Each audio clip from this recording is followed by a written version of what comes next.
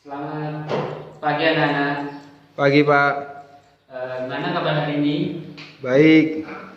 Baik, sebelum Bapak memulai pelajarannya, mari kita berdoa terlebih dahulu ya. Saya pimpin aja. Berdoa dimulai. Berdoa selesai. Assalamualaikum warahmatullahi wabarakatuh. Waalaikumsalam warahmatullahi wabarakatuh. Baik, saya sesi dulu ya lewat siapa? Muhammad Solehuddin. Hadir. Muhammad Udin. Hadir Pak. Muhammad Ubaidillah. Hadir Pak. Ya baik, hadir semua ya. Pada minggu kemarin kita membahas mengenai sebuah cerpen, unsur cerpen. Sekarang pada pembelajaran hari ini kita akan membahas unsur-unsur pembangun sebuah cerpen. Nah,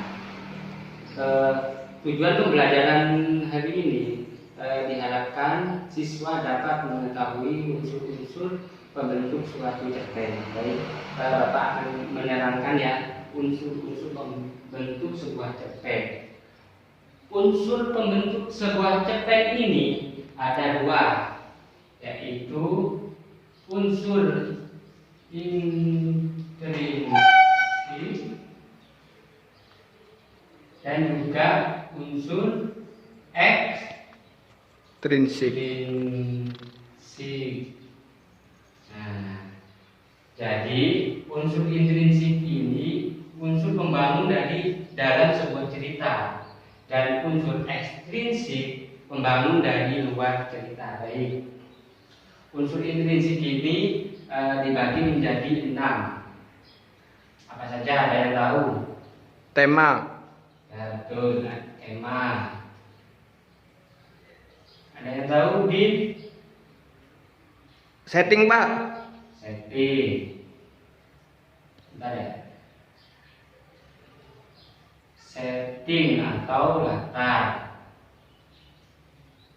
Kemudian ada Waktu.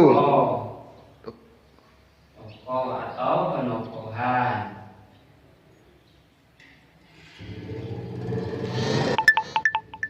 Ada Amanat.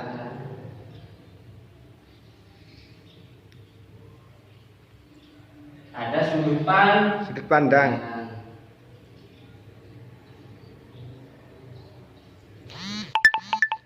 Yang terakhir ada apa?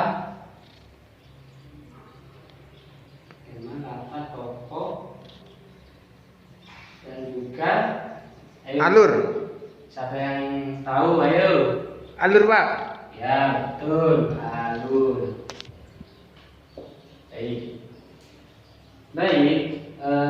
Unsur intrinsik ini ada 6: tema, latar, tokoh, alur, sudut pandang, dan juga amanat. Baik, apa itu tema? Tema ini anak-anak, tema adalah pokok pembicaraan suatu cerita. Jadi di sini apa yang dibicarakan itu namanya tema. Misalnya temanya tentang pendidikan. Nah, di sebuah cerita tersebut mengenai soal pendidikan itu. Ada latar. Latar ini berhubungan dengan latar waktu, tempat, dan suasana. Latar waktu misalnya di pagi hari, sore hari, malam hari, dan juga bisa siang hari. Waktu bisa pagi hari, sore hari, gitu ya. Suasana, tata tempat bisa di pasar, di sekolahan, dan lain sebagainya. Sedangkan latar suasana biasanya menggambarkan suasana cerita, bisa sedih, gembira, maupun senang. Tokoh, sekarang lanjutnya unsur intrinsik yang ketiga, yaitu tokoh dan penokohan. Ada yang tahu anak tokoh? Orangnya. Ya, pelaku dalam sebuah cerita. Sedangkan kalau penokohan adalah penggambaran suatu pelaku cerita. Penggambaran apa? Apakah tokoh itu bersifat jahat atau antagonis atau bersifat baik? Apa istilahnya, baik atau protagonis? Antagonis. Selanjutnya alur. Alur juga dibagi menjadi alur itu adalah jalannya suatu cerita. Ada alur, dan jenis alur ada 3, alur maju, mundur, dan campuran. Kalau alur maju itu biasanya ceritanya mulai dari pengenalan, permasalahan hingga penyelesaian, itu kalau alur maju.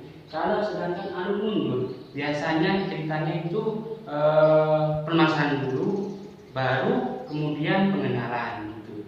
Sedangkan kalau campuran bisa pengenalan dulu, terus permasalahannya, atau juga ceritanya permasalahan dulu atau pengenalan dulu, dicampur gitu. Yang kelima, unsur intrinsik yang kelima adalah sudut pandang. Sudut pandang ini adalah penyampaian pengarang. Jadi penyampaian pengarang pada cerita tersebut. Bagaimana penyampaiannya? Bisa sudut pandang orang pertama, sudut pandang orang ketiga. Kalau sudut pandang orang pertama biasanya ditandai dengan kata apa? Kami. Bukan. Kurang tepat. Kalau sudut pandang pertama biasanya ditandai dengan Saya. kata aku, saya gitu ya. Kalau sudut pandang orang ketiga biasanya ditandai dengan kata saya tahu, Udin, Mereka. ya, atau jamak, bisa dia, bisa nama orang gitu ya. Sedangkan yang terakhir amanat.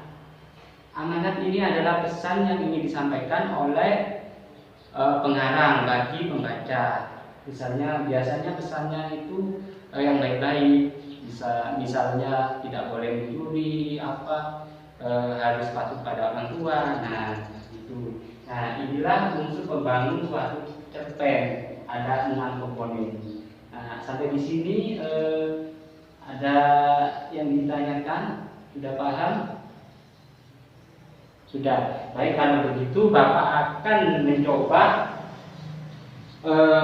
membacakan sebuah cerpen, dan nantinya anak-anak harus mengidentifikasi unsur intrinsik mulai dari tema sampai amanat ya.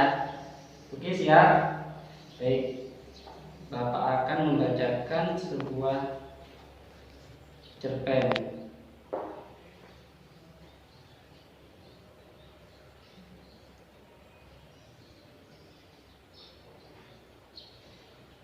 Anak-anak disimak ya.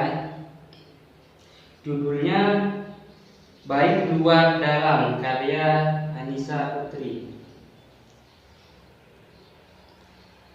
Di suatu hari yang cerah, terdapat 2 orang gadis bernama Dian dan Lisa yang tengah mengerjakan tugas sekolah di rumahnya Dian.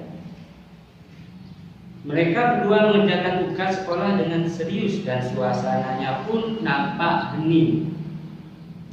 Kemudian datanglah teman Dian yang bernama Tias di depan rumahnya.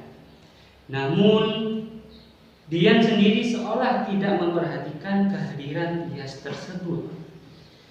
Dian, itu di depan rumah ada Tias, sedang menungguin kamu. Buruan temuin dia, kasihan sudah sejak tadi dia menunggu kita, ujar Lisa yang tengah mengerjakan tugas di rumahnya Dian. Bilang ke Tias yang ada di depan rumah kalau aku sedang pergi, atau bilang gak ada gitu ya. Minta Dian kepada Bibi yang bekerja sebagai pembantu di rumahnya. Baik non, Bibi sampaikan, jawab si Bibi karena bibinya sudah tua ini. Dian, kenapa kamu seperti itu sama Tias? Padahal kan dia pastinya sudah datang jauh-jauh. Kenapa kamu usir? Gak enak kan? Kasihan dia juga anak yang baik ya. Udah bisa yang coba menasihati dia. Kamu itu nggak tahu dia apa sih? Kamu itu nggak tahu Tias. Dari luarnya memang dia orang yang baik, rumah, ramah dan juga manis. Tapi masa kamu hanya mengukur sifat dan sikap seorang hanya dengan begitu saja? Dia itu hanya manis di luar, tapi dalamnya pahit, tahu? Jawab Dian dengan sinis. Loh, pahit gimana maksudnya Yan? Balas Lisa yang masih bingung dengan jawaban Dian. Tahu nggak sih kamu Lis? Dia itu sering banget membicarakan keburukan orang lain. Bahkan dia sering membicarakan keburukan teman sendiri di belakangnya. Pokoknya banyak banget deh kalau harus dijelasinnya. Jawab dia dengan setengah sinis. Dia itu beda banget sama kamu Lis. Kamu itu judes, ceplas-ceplos kalau ngomong sama aku. Tapi setidaknya kamu mempunyai hati yang tulus Lis. Bukannya sahabat yang baik di luarnya saja, tapi dalamnya busuk. Dalam menjalin pertemanan, aku tidak membutuhkan tampilan luar dari seorang Lis. Jelas Dian panjang lebar kepada Lisa. Nah, itu cerpen baik luar dalam. Baik, anak-anak, kita akan menganalisis sebuah unsur intuisi pada cerpen tersebut. Yang pertama temanya. Ayo, siapa yang tahu tema pada cerpen tersebut? Saya. Apa? Persahabatan. Nah, ya betul. Tema tadi mengenai persahabatan Dias, Dian dan Lisa. Baik, oke. Sekarang latar waktunya apa yang tadi? Di taman. Kan tadi kan latar tempat, maksudnya latar tempatnya di mana? Ada yang tahu? Oh, di rumahnya Tias. Ya, bukan di rumahnya ya. Baik.